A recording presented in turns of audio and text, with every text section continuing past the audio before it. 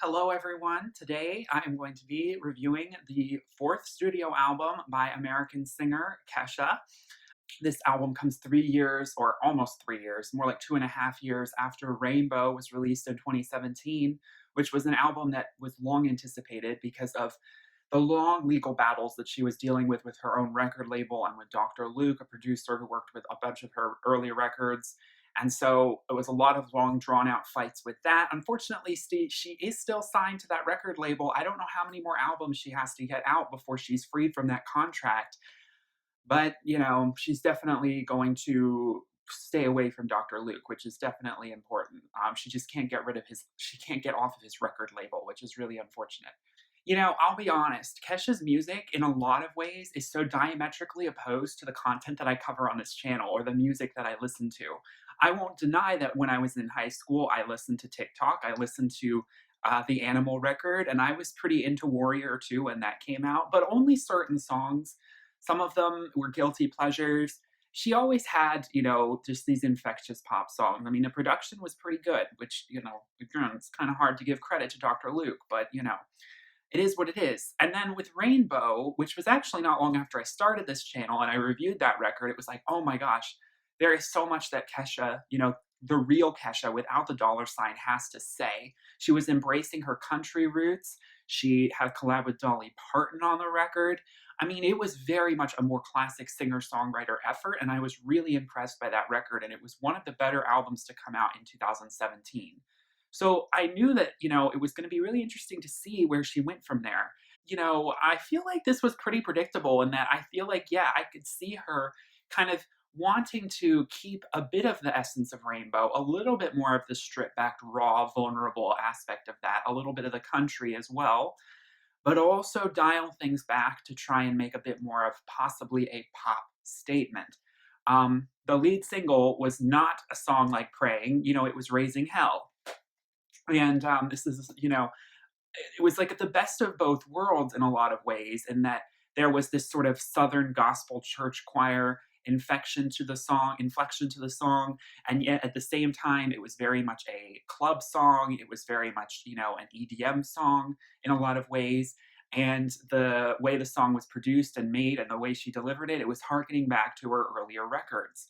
And we get even more of that on this record. I find it quite ironic. She has one song that is featuring Kesha with a dollar sign, which is called Kinky. But honestly, I feel like this whole album should be Kesha featuring Kesha with a dollar sign, because Kesha with a dollar sign appears in actually, I think, more overt ways on other songs other than Kinky. So I'm a little confused by that. There are a lot of other songs, like the opening track, for example, Tonight, which is completely a throwback to 2010 to 2012 Kesha.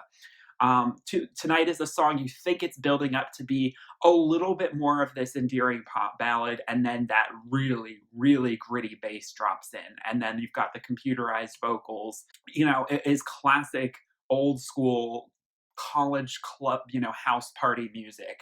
And the kind of music that, if it sounded good, I would probably listen to, but it's not something I would necessarily think, I want to sit down and, pontificate about the merits of this kind of music. I'm trying to be like completely honest here, and there's just a lot of throwaway in terms of like meanings of the songs and like what they're about. And this is a fun record. Kesha was trying to be fun again. And you know what? I mean, honestly, I think it works. I think that the songs where she really kind of leans back into the old school Kesha style, I can't believe I'm saying this, but they're the ones that I kind of enjoy the most to listen to on this record. And there's a reason for that that's really unfortunate, and I think that has a lot to do with production choices.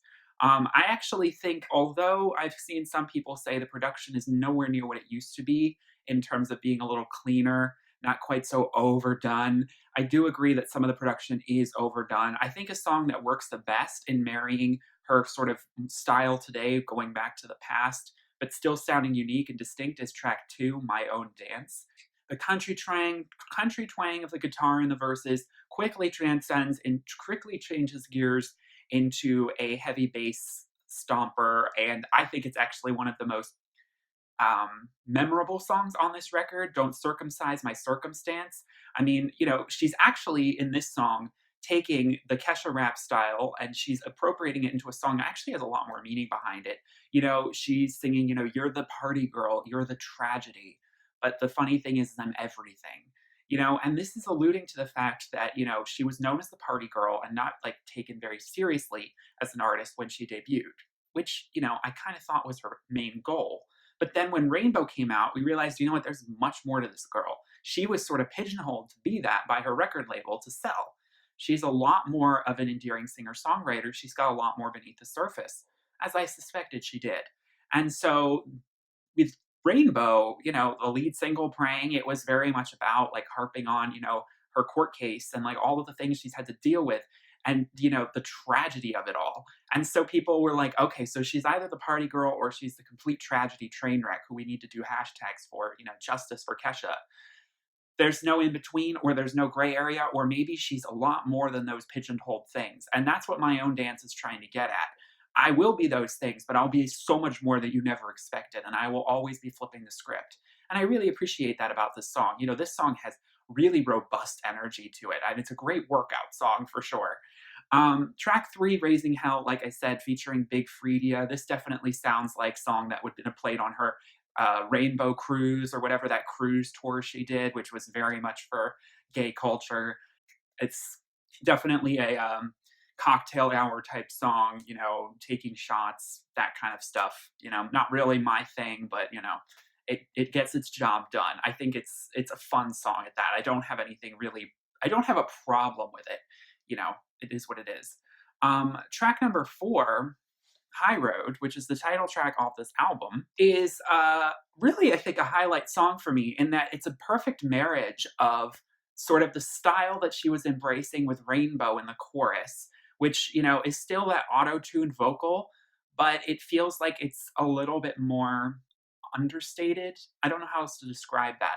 It doesn't feel so much like this polished commercial product. It feels a little bit like a grittier and more raw moment, sort of like an acoustic auto tune, but that makes no sense. But that's how I interpreted it in my head. And then during the verses is probably some of the most straight from 2010 Kesha that we've gotten in quite some time. Just the way she delivers the verse delivery is like super on the rhythm.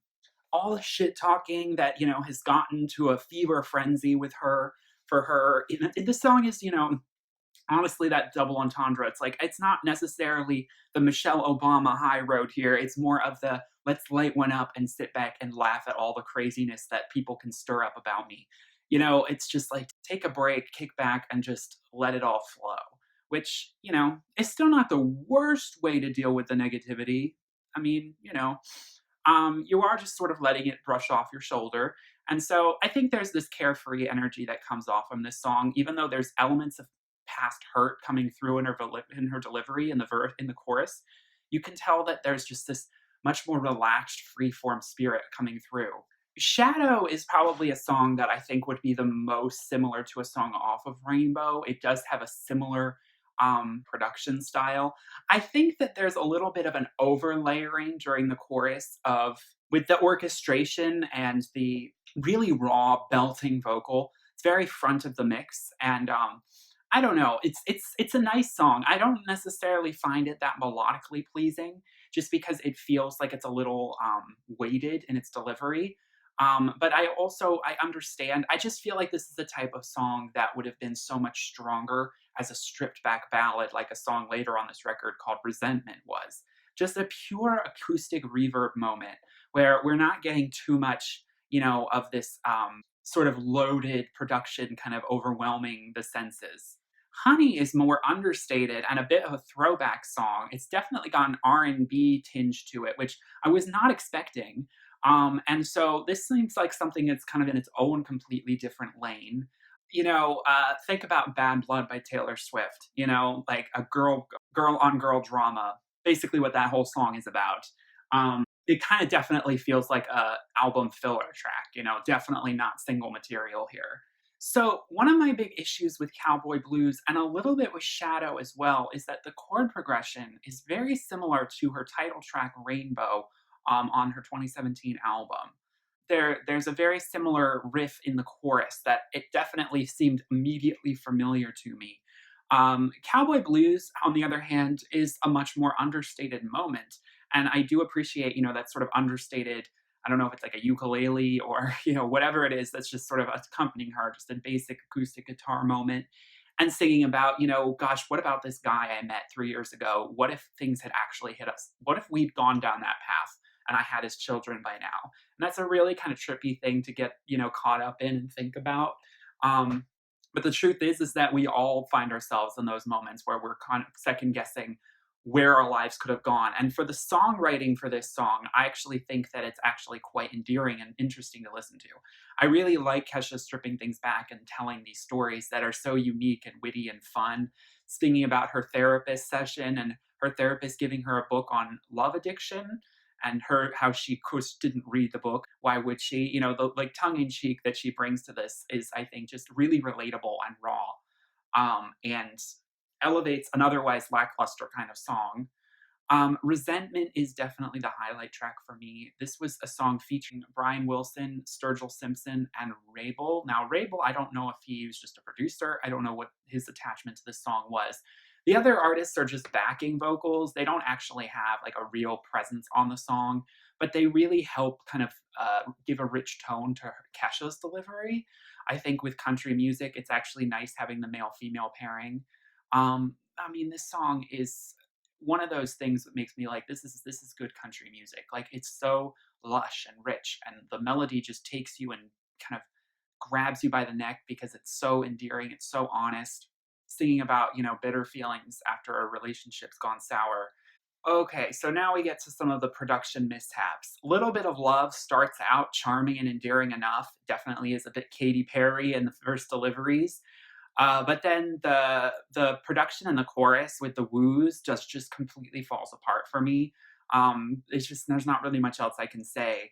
Birthday Suit is interesting. I find Birthday Suit to be one of the more memorable tracks on this record because of the video game sound music.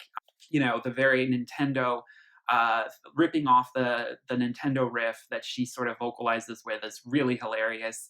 And this is definitely something that could have been on her first record. There's nothing, separating this from that kind of era. And this is the song that I again feel like should be featuring Kesha with a dollar sign, not Kinky. Kinky is more of a just general pop moment. Again, very bubblegum, very Katy Perry. But it's not very kinky. And that's kind of interesting. When I saw that track title, I was like, oh boy, this is not one you want to play for your mama. And it's still kind of devious, but it's not exactly it's not just as fun as I thought it was going to be. Birthday Suit is fun, and honestly, I look to Kesha for fun stuff. I don't know, that's just how I am. The Potato Song, Cause I Want to. I knew when I saw this track, she had sort of a throwaway laugh track called Godzilla on her last album, and it worked. It was not a very serious song. It was sort of childish and fun. This song is just a little bit painful because it's so over dramatized in its childlike nature and the production of it. It's very demo quality. It's just like I get the sentiment behind it.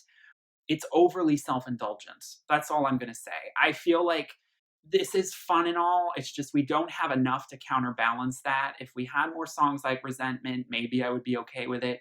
But it's not a song I'm gonna come back to. At the end of the day, I don't know if I just take Kesha seriously enough to want to sit through a song like that, where she's literally kind of just taking a piss out on everything.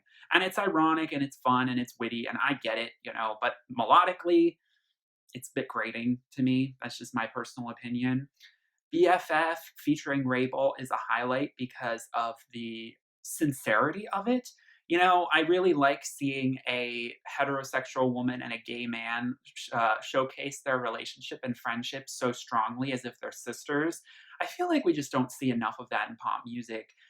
Hearing about them back and forth, describing how they pick each other up and make each other laugh, and I mean, it's just such a beautiful sort of tribute song to their relationship, which has been so strong for so many years. And the production mirrors that. The production, it's light and it's childlike and it's innocent, and it's not pretentious at all. I like that the production takes a back seat and it doesn't feel so full on. And then we come to Father Daughter Dance. which is a moment that I want so badly to stand out as the emotional raw moment on this record. The moment where, like Spaceships on her previous album, she is just so painfully, brutally honest about pain and heartbreak. Singing about how her dad screwed up and left her very early in her life, and she's never going to have that father daughter dance. I'm so behind the emotion of that sentiment. And then the song crescendos to this cacophonous production that just ruins the entire moment. Not to mention, it's quite a short track. It doesn't pick itself up from that. It starts out so promising, but then whoever works on that production just is like, okay, let's hit all the keys, let's bash the bass down, let's get everything just over the top. And it just really ruined a moment that could have been so much more delicate, sincere, brutal. I really wish that that song could be remastered because it's a real misstep for me. The closing track, Chasing Thunder, there's something kind of Imagine Dragons about this song, just in the basic chorus structure, that really doesn't sell this song very well for me. It starts out like as I thought it would, very country, very sort of a pickup truck on the freeway, kind of like cruising, like a song that's mid tempo, uplifting, elevating. It's the album closer. But then it just becomes too predictable for my liking, and a little cop outy. That's basically all I have to say about it. I mean, the sentiment behind it is earnest enough. It's not really anything special, except it's an important way to end an album in a hopeful tone. And obviously, the subject matter on this album is a lot lighter than her previous, so it's not going to be quite so lofty in terms of its subject matter or in terms of where the track is actually going. It's more of a just finish up the ride kind of track. There is another song called Summer, which was added on after the fact, but is still technically in the song on this record.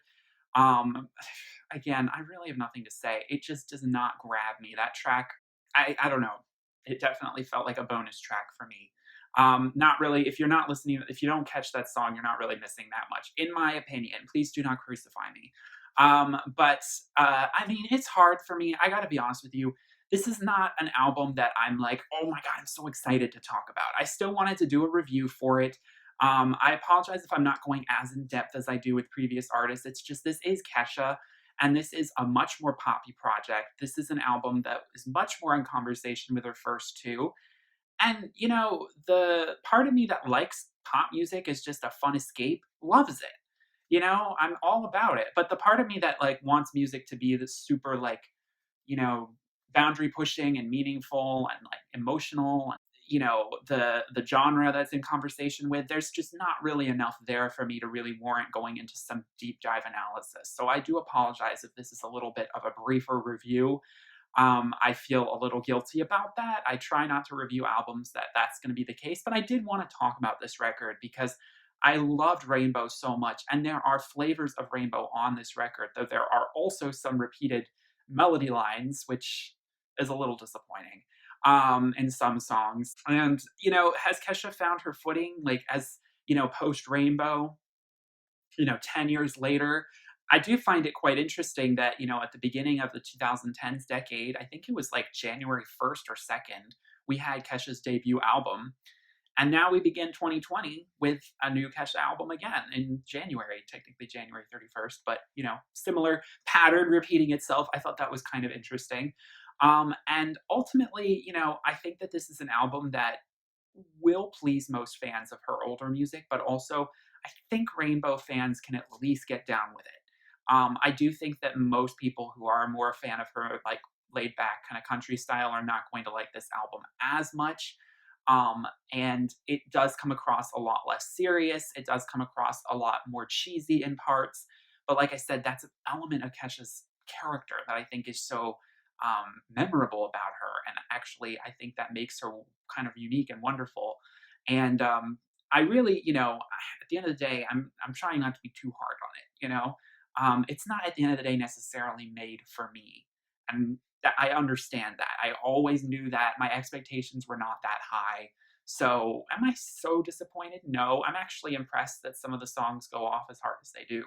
But production definitely, there were some missteps there. I think that the production could have been way cleaner. Music, and I think some of it feels overforced, like some of it trying so hard to sound like reminiscing off nostalgia of pop music from 10 years ago. And sometimes it works, sometimes it doesn't.